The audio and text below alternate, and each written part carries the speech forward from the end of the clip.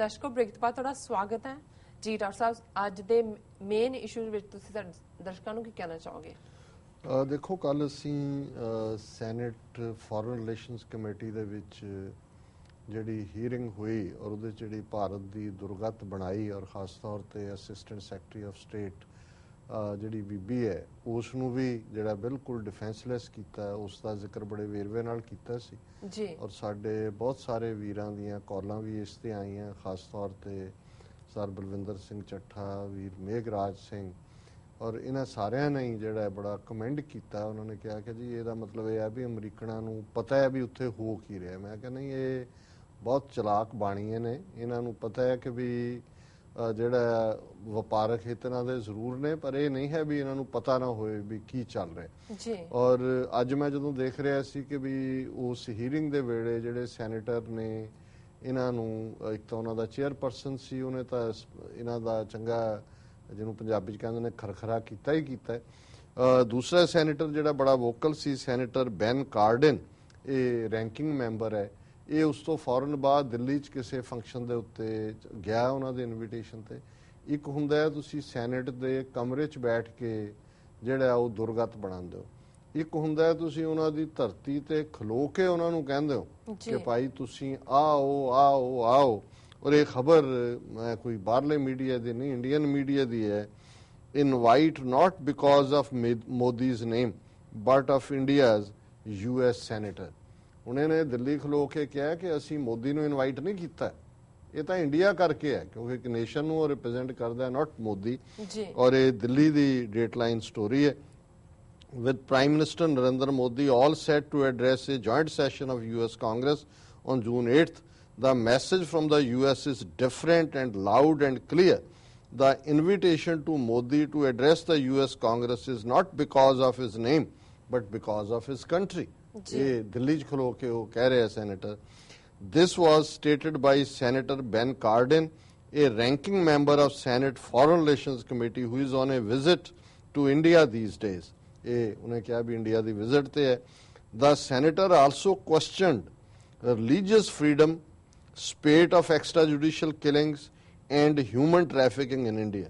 उत्थे हुण दिल्ली च खलो के कह रहे तुहाडे धार्मिक आज़ादी कित्थे है और तुसी जिहड़ा एक्स्ट्रा जुडिशियल झूठे पुलिस मुकाबलियां दे विच मारदे हो और जिहड़ी देह वपार है, बच्चे ने गायब हो रहे ने, उन्हां दी ट्रैफिकिंग हो रही है। In what sounded very close to a lecture to the government on many of these issues, the senator bluntly put it, the anti-conversion law is used to infringe right to religious freedom.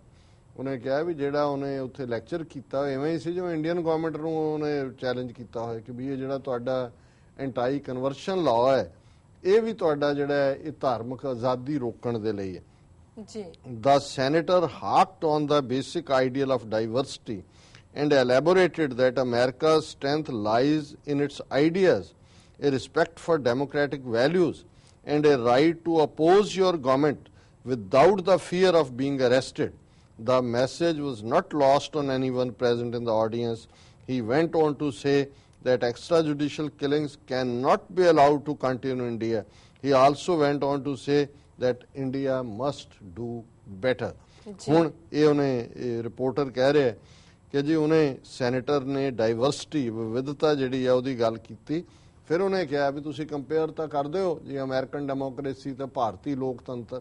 ਉਹਨੇ ਕਿਹਾ America ਦੀ ਜਿਹੜੀ ਤਾਕਤ ਹੈ ਉਹਦੇ ideals, ਉਹਦੇ ਆਦਰਸ਼ਾਂ ਦੇ ਵਿੱਚ ਹੈ ਔਰ ਲੋਕਤੰਤਰੀ ਕਦਰਾਂ ਕੀਮਤਾਂ ਦੇ ਲਈ ਸਤਿਕਾਰ, ਉਹਨਾਂ ਨੂੰ ਮੰਨਣਾ ਜਿਹੜਾ ਰਿਸਪੈਕਟ ਫॉर ਡੈਮੋਕ੍ਰੈਟਿਕ ਵੈਲਿਊਜ਼। ਔਰ ਇਹ ਹੱਕ ਵੀ ਕਿ ਤੁਸੀਂ ਆਪਣੀ ਸਰਕਾਰ ਦੇ ਵਿਰੁੱਧ ਬੋਲ ਸਕੋ ਬਿਨਾਂ ਕਿਸੇ ਡਰ ਤੋਂ। ਇਹ ਨਹੀਂ ਹੈ ਵੀ ਤੁਸੀਂ ਬੋਲੋਗੇ ਤੇ ਦੇਸ਼ ਧਰੋਹੀ ਹੋ ਜਾਓਗੇ, ਤੁਹਾਨੂੰ ਗ੍ਰਿਫਤਾਰੀ ਹੋਏਗੀ। ਜਿਸ ਆਜ਼ਾਦੀ ਨਾਲ ਅਮਰੀਕਾ 'ਚ ਅਸੀਂ ਗੱਲ ਕਰਦੇ ਹਾਂ ਇਹ ਤੁਸੀਂ ਭਾਰਤ 'ਚ ਅੰਦਾਜ਼ਾ ਲਾਓ ਵੀ ਕੀ ਹੈ। ਉੱਥੇ ਤਾਂ ਜੇ ਤੁਸੀਂ ਧਾਰਮਿਕ ਸਰਬੱਤ ਖਾਲਸਾ ਕੀਤਾ ਤੇ ਦੇਸ਼ ਧਰੋਹੀ ਹੋ ਗਏ। ਜੇ ਕਨਈਆ ਕੁਮਾਰ ਉੱਥੇ ਆਰਗੇਨਾਈਜ਼ ਕਰ ਰਿਹਾ ਤਾਂ ਸਾਰੇ JNU ਦੇ ਜਿਹੜੇ ਨੇ ਸਣੇ ਪ੍ਰੋਫੈਸਰਾਂ ਦੇ ਦੇਸ਼ ਧਰੋਹੀ ਬਣਾ ਦਿੱਤੇ। ਔਰ ਇਹੀ ਹਾਲ ਹੈਦਰਾਬਾਦ ਯੂਨੀਵਰਸਿਟੀ 'ਚ, ਇਹੀ ਹਾਲ ਦੂਸਰੇ ਖੁਰਾਕ। ਜੇ ਕਿਸੇ ਦੀ ਬੀਫ ਖੁਰਾਕ ਹੈ, ਤੁਹਾਡੇ ਸੰਵਿਧਾਨ ਨੇ ਤਾਂ ਨਹੀਂ ਗਾਂ ਨੂੰ ਮਾਤਾ ਐਲਾਨਿਆ ਹੋਇਆ। ਜੇ ਬੀਫ ਦੇ ਉੱਤੇ ਕਾਨੂੰਨੀ ਪਾਬੰਦੀ ਹੋਏ ਫਿਰ ਤਾਂ ਤੁਸੀਂ ਕਹਿੰਦੇ ਹੋ ਕਿ ਜੀ ਕੋਈ ਪਾਰਟ ਹੈ। ਹੁਣ ਉਹ ਜਿਹੜਾ ਕੁੱਟ-ਕੁੱਟ ਕੇ ਮੁਜ਼ੱਫਰਨਗਰ 'ਚ ਮਾਰਿਆ ਫੋਰੈਂਸਿਕ ਲੈਬੋਰਟਰੀ ਦਾ ਪਰਸੋਂ ਚੌਥ ਸੀ ਬਿਆਨ, ਉਹਨੇ ਕਿਹਾ ਕਿ ਜੀ ਉਹ ਰਿਪੋਰਟ ਆਈ ਕਿ ਨਹੀਂ ਇਹ ਹੁਣ ਸਾਬਤ ਹੋ ਗਿਆ ਕਿ ਵੀ ਉਹਦੇ ਜਿਹੜੇ ਫ੍ਰਿਜ ਦੇ ਵਿੱਚ ਮਾਸ ਸੀ ਉਹ ਬੱਕਰੇ ਦਾ ਨਹੀਂ ਸੀ, ਗਾਂ ਦਾ ਸੀ। ਪਰ ਅੱਜ ਮੈਂ ਉਹਨਾਂ ਦੇ ਜ਼ਿਲ੍ਹੇ ਦੇ ਐਸਪੀ ਦਾ ਕਹਿ ਰਿਹਾ ਸੀ ਕਿ ਵੀ ਉਹ ਬਿਲਕੁਲ ਝੂਠ ਗੱਲ ਹੈ, ਉਹ ਤਾਂ ਹੋਰ ਹੀ ਮਾਸ ਸੀ, ਇਧਰ ਜਿਹੜਾ ਉਹ ਗਿਆ ਹੀ ਨਹੀਂ ਹੈ ਟੈਸਟ ਦੇ ਲਈ। ਸੋ ਮਤਲਬ ਹੁਣ ਇਹ ਹੈ ਕਿ ਵੀ ਗਾਂ ਦਾ ਵੀ ਹੋਏ, ਕਿਹੜਾ ਕਾਨੂੰਨ ਜਿਹੜਾ ਹੈ ਉਹ ਕਹਿੰਦਾ ਹੈ ਕਿ ਭਾਈ ਇਹ ਜਿਹੜਾ ਉਹਨੂੰ ਤੁਸੀਂ ਲਿੰਚ ਕਰਕੇ ਮਾਰ ਦਿਓ, ਉਸ ਦੇ ਲਈ ਕੋਈ ਸੰਵਿਧਾਨ ਦੇ ਵਿੱਚ ਕੋਈ ਗਾਂ ਨੂੰ ਜਿਹੜਾ ਪਵਿੱਤਰ ਐਨੀਮਲ ਬਣਾਇਆ ਹੋਇਆ ਜਾਂ ਕੋਈ ਗਾਂ ਮਾਸ ਦੇ ਪਾਬੰਦੀ ਲਾਈ ਹੋਈ ਹੈ ਜੀ। ਸੋ ਕੁੱਲ ਮਿਲਾ ਕੇ ਇਹੀ ਗੱਲ ਜਿਹੜਾ ਹੈ ਉਹ ਸੈਨੇਟਰ ਉਹਨਾਂ ਦੀ ਧਰਤੀ ਤੇ ਖਲੋ ਕੇ ਕਹਿ ਰਿਹਾ ਕਿ ਭਾਈ ਇਹ ਜਿਹੜਾ ਹੈ ਡੈਮੋਕ੍ਰੇਸੀ ਦਾ ਮਤਲਬ ਹੈ ਵੀ ਗੱਲ ਆਜ਼ਾਦੀ ਨਾਲ ਤੁਸੀਂ ਕਰ ਸਕੋ। ਔਰ ਇਹ ਰਿਪੋਰਟਰ ਕਹਿੰਦਾ ਕਿ ਜਦੋਂ ਇਹ ਕਹਿ ਰਿਹਾ ਸੀ ਬਿਲਕੁਲ ਕਲੀਅਰ ਸੀ ਮੈਸੇਜ ਕਿ ਸੈਨੇਟਰ ਬੈਨ ਕਿਹਨੂੰ ਐਡਰੈਸ ਕਰ ਰਿਹਾ। ਇੱਥੋਂ ਤੱਕ ਸੈਨੇਟਰ ਨੇ ਕਿਹਾ ਕਿ ਬਈ ਇਹ ਜਿਹੜੀਆਂ ਝੂਠੇ ਪੁਲਿਸ ਮੁਕਾਬਲੇ ਨੇ ਭਾਰਤ 'ਚ ਅਲਾਉ ਨਹੀਂ ਕੀਤੇ ਜਾ ਸਕਦੇ। ਮਤਲਬ ਹੁਣ ਜਦੋਂ ਤੁਸੀਂ ਅਥਾਰਟੇਟਿਵਲੀ ਗੱਲ ਕਰ ਰਹੇ ਹੋ ਕਿ ਬਈ ਹੁਣ ਸੈਨੇਟਰ ਨੂੰ ਤਾਂ ਰੋਕ ਨਹੀਂ ਸਕੇ, ਯੂਐਸ ਸਰਫ ਨੂੰ ਤਾਂ ਵੀਜ਼ਾ ਨਹੀਂ ਦਿੱਤਾ, ਤੇ ਜੇ ਸੈਨੇਟਰ ਨੂੰ ਵੀਜ਼ਾ ਨਾ ਦਿੰਦੇ ਤਾਂ ਉਹਨੇ ਫਿਰ ਮੋਦੀ ਨੂੰ ਨਹੀਂ ਸੀ ਬੋਲਣ ਦੇਣਾ, ਜਿਸ ਲੈਵਲ ਦਾ ਇੱਥੇ ਨਹੀਂ ਸੀ ਵੜਨ ਦੇਣਾ ਉਹਨੇ। ਸੋ ਇਹ ਉਹਨਾਂ ਦੀ ਮਜਬੂਰੀ ਬਣ ਗਈ। ਔਰ ਜਿਹੜਾ ਸੈਨੇਟਰ ਦਾ ਵੀ ਇਸੇ ਮੌਕੇ ਤੇ ਜਾ ਕੇ ਉਹਨਾਂ ਨੂੰ ਕਹਿਣਾ, ਸੋ ਮੈਸੇਜ ਉਹਨਾਂ ਨੇ ਔਰ ਕਲੀਅਰਲੀ ਕਹਿਣਾ ਕਿ ਬਈ ਅਸੀਂ invite is due to India, not due to Modi. So ਇਹਦੇ ਸਾਰੇ ਦੌਰੇ ਦੀ ਤਾਂ ਫੂਕ ਕੱਢਤੀ ਇਹਨਾਂ ਨੇ। ਫਿਰ ਉਹਨੇ ਕਿਹਾ ਜਿਹੜਾ however the rhetoric has far outpaced the reforms. Moreover, it appears that trade and investment remain principally transactional for Indians rather than serving as indispensable tools to establishing a genuinely free market economy. ਉਹਨੇ ਫਿਰ ਦੂਜਾ ਵੀ ਇਹਨਾਂ ਦੇ economy ਦਾ ਵੀ ਕੰਮ ਕਰ ਦਿੱਤਾ ਹੈ।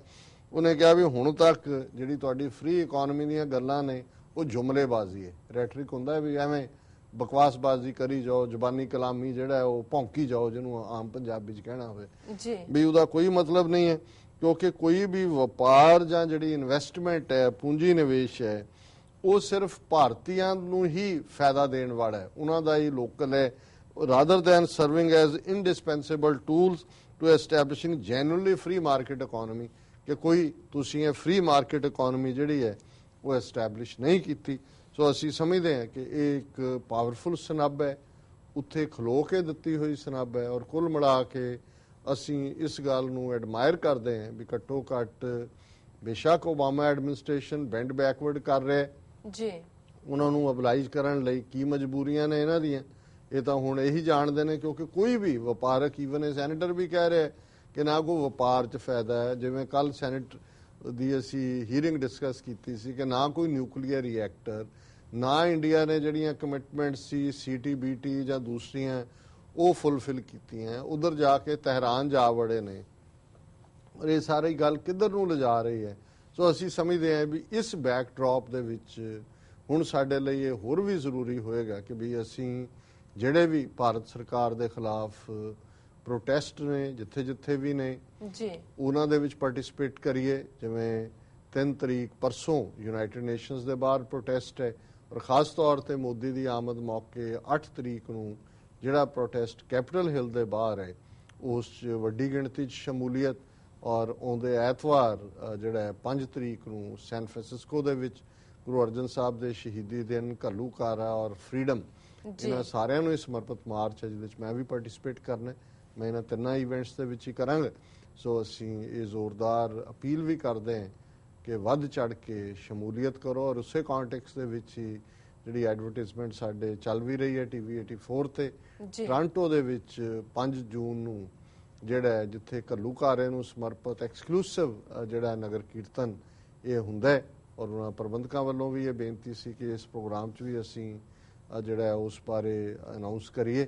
ਸੋ add ਤੋਂ ਤੁਸੀਂ ਸਪਾਟਸ, ਟਾਈਮਿੰਗ ਇਹ ਦੇਖ ਸਕਦੇ ਹੋ ਔਰ ਉਸ ਦੇ ਵਿੱਚ ਵੀ ਵੱਧ ਚੜ ਕੇ ਜਿਹੜੀ ਹੈ ਪਾਰਟਿਸਿਪੇਸ਼ਨ ਕੀਤੀ ਜਾਏ।